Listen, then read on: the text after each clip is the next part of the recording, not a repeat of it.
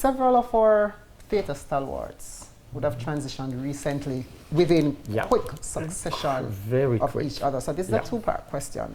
How do you think that has impacted you, one? And the second part is, do you think there's a gap that their transitioning would have left in theatre, and what do you think we would need to do to fill that void? Okay, on the first part of your question, the impact was very important, especially some of them were everyday colleagues like Trevor, Trevor Nairn, like Bobby Clark.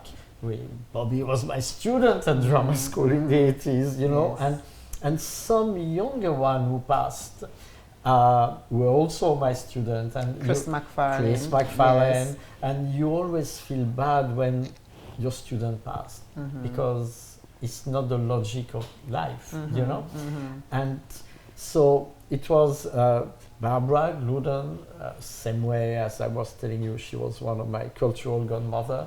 So it's how I'm going to do with all those people. Conroy Cooper, who was writing all our music for our shows. When Conroy gone, every time I'm working on a play and say, I'll call Conroy. No, I can't because he's not here anymore. Chappie Sanjus was doing the light with us, and we were supposed to do a Black Light show together that we never did.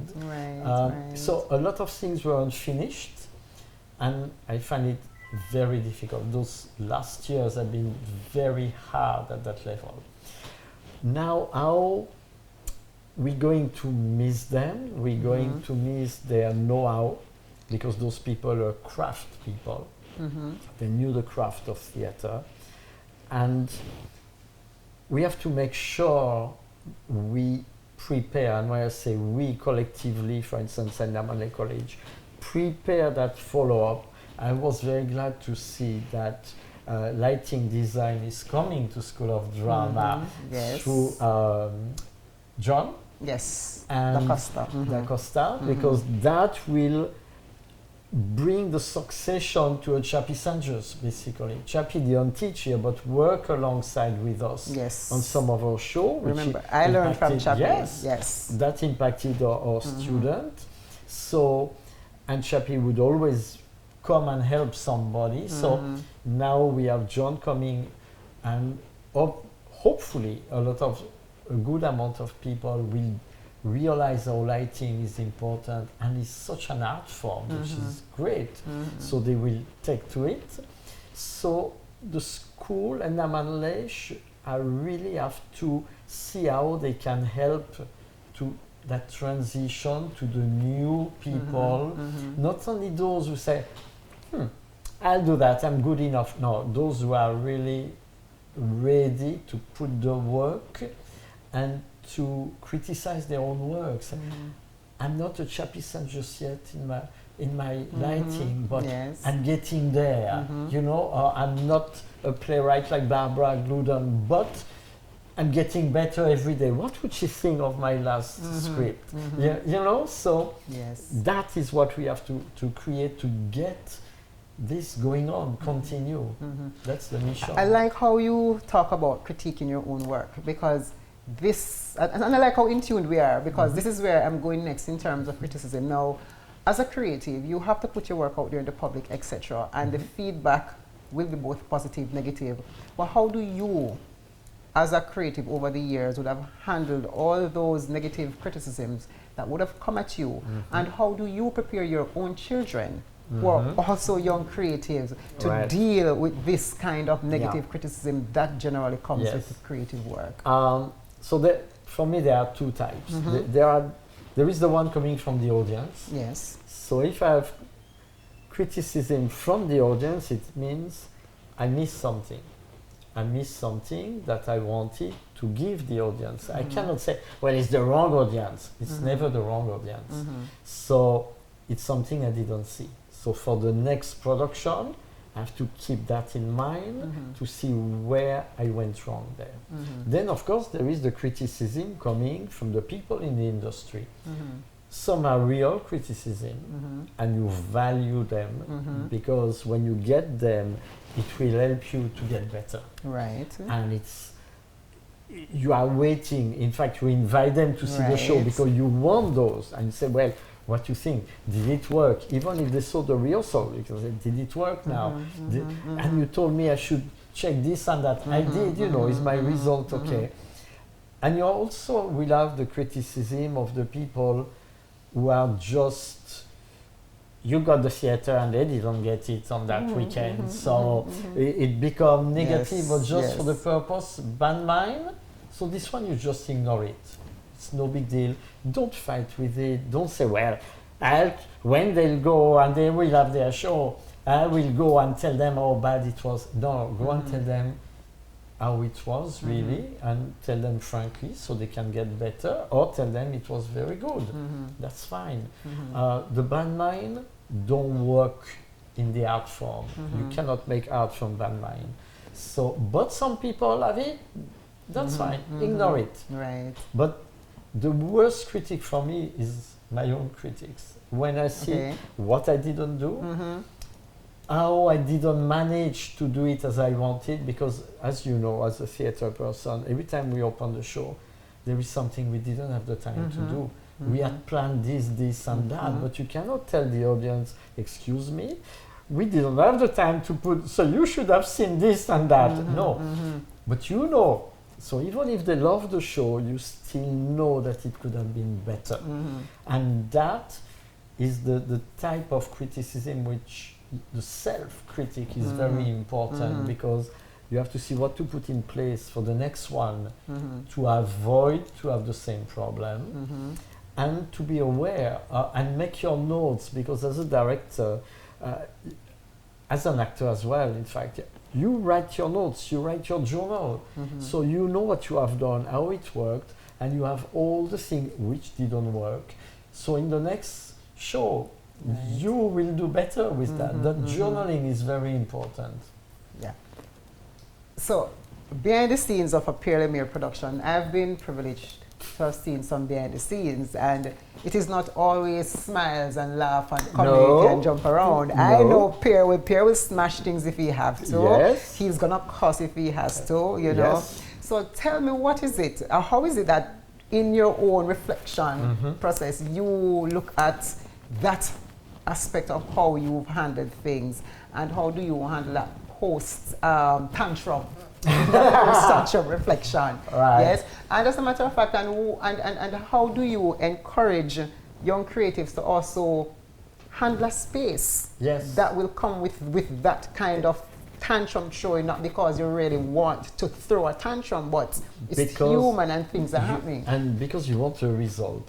That's as a director, I set the way it has to be.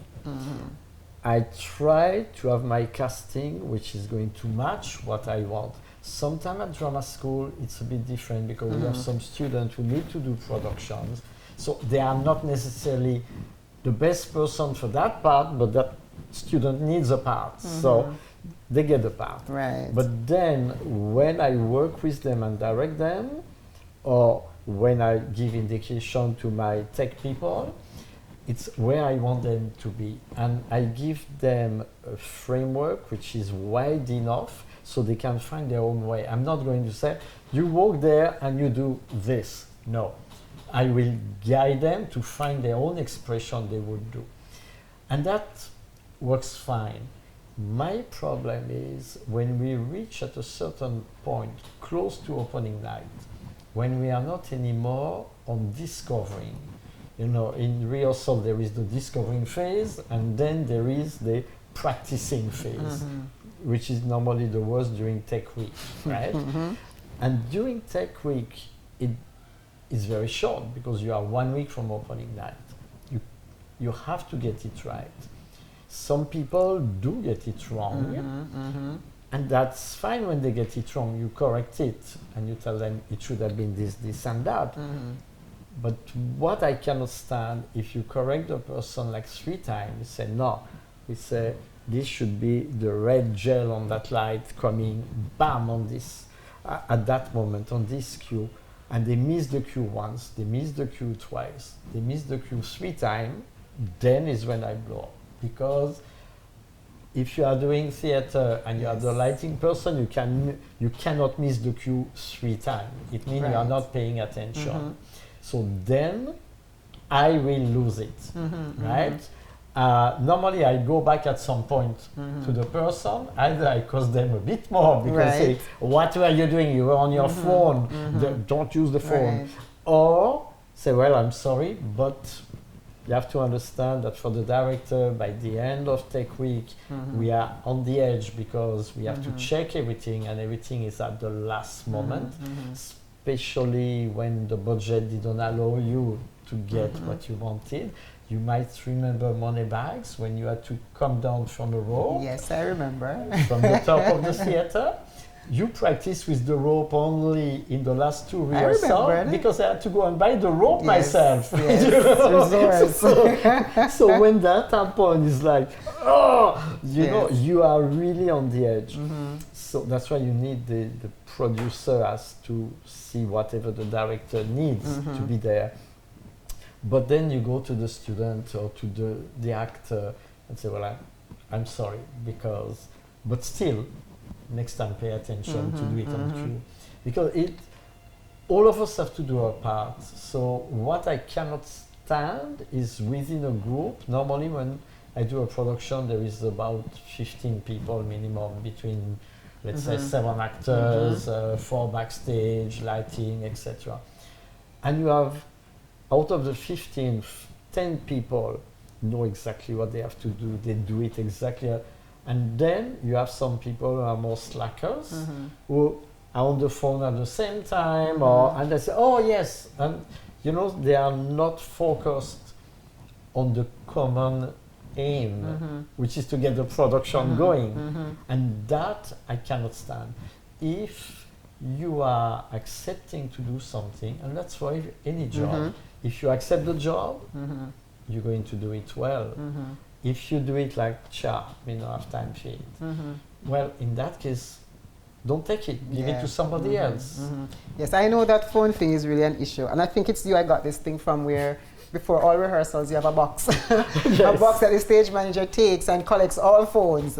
And once you collect all the phones, the box is set aside and nobody will take your phone unless a break. And it's a long break where they have enough time to check the messages, get in touch with parents, etc. So I know the phone thing and how you feel about it. Advice for young creatives who are trying to pursue a career in theater, dance, just general creative. Young creative, first of all, what do you say to them? Probably your parents will tell you you should be a doctor, a lawyer, or an Indian chief. Tell them that creative is just as good.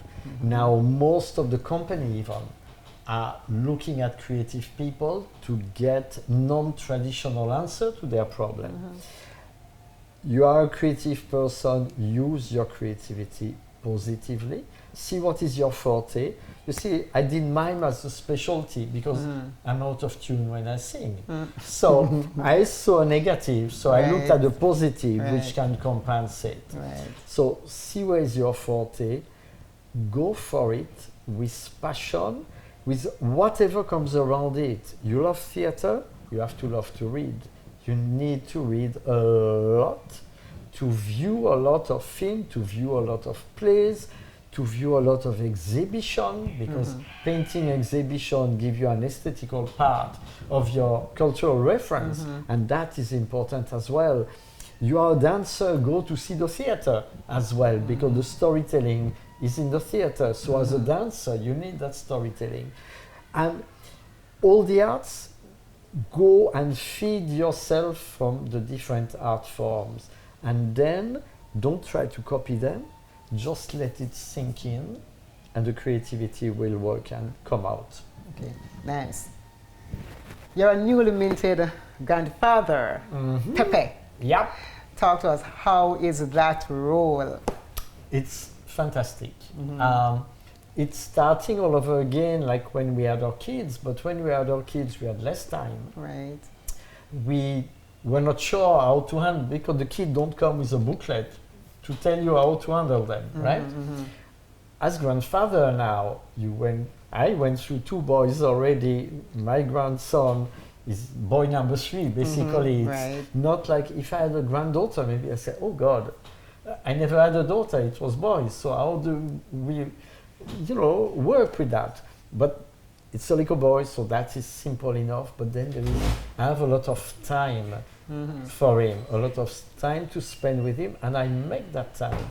Like, you get me on Thursday morning, you wouldn't get me on Friday afternoon. Give thanks. Because Friday afternoon is Pepe's day. I pick him up at school, he stays with me, and for him, I'm his best friend.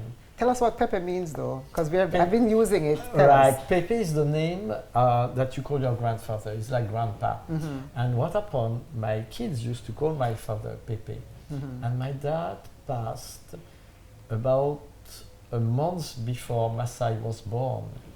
So when my dad disappeared, he died, and my grandson came.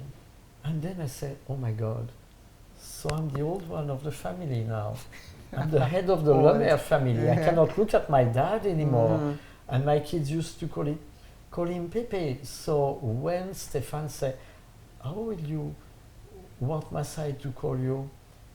So I said, well, I guess it will be Pepe, because it passes on, and the life continues. Nice. So, you've accomplished all things, many things, done a lot. It's now 2023. Tell us, and this is our very last question, what's next for Pierre? You're a man of surprises, we know that.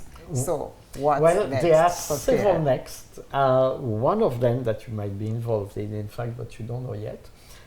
So they are the short film I was talking about. But what next?